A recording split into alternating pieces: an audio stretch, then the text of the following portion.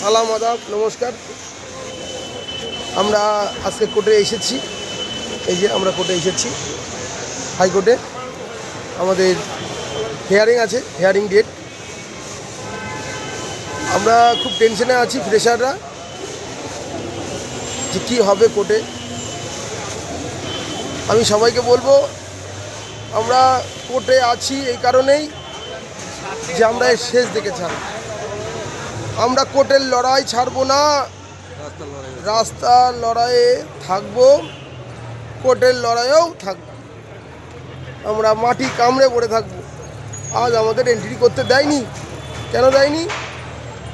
এখানে 18 নম্বর এজলাসে কেউ এন্ট্রি করতে পারবে না, কোনো ইন সার্ভিস প্রার্থীও এন্ট্রি করতে পারবে না এবং কোনো ফ্রেশার প্রার্থীও এন্ট্রি করতে পারবে না।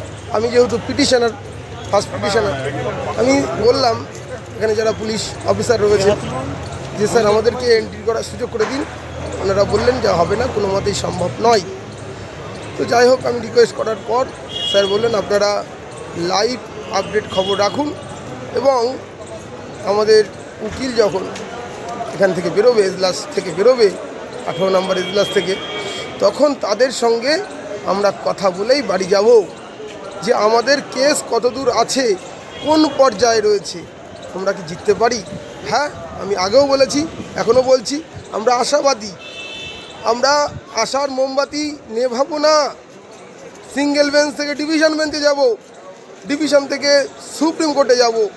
আমরা লড়াই আছি, লড়াই থাকবো, লড়াই চাই, লড়াই করেই বাঁচতে চাই।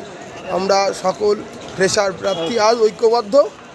আমরা আগেও বলেছি, এখনও বলছি, আমি সকল ফ্রেশার প্রার্থীর পাশে আছি এবং আমরা ঐক্যবদ্ধ, তার প্রমাণ দিয়ে দিয়েছি গত আন্দোলনে। সুতরাং আপনারা বাড়িতে বসে কেস আপডেট খবর নিন।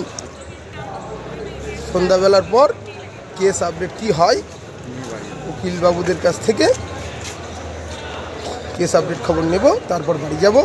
আপনারা লাইভে খবরটা দেখতে থাকুন, কারণ এখানে আপনার স্বার্থও জড়িত, আমার স্বার্থও জড়িত, সকল ফ্রেশারদের স্বার্থ জড়িত। ভালো থাকবেন, ধন্যবাদ।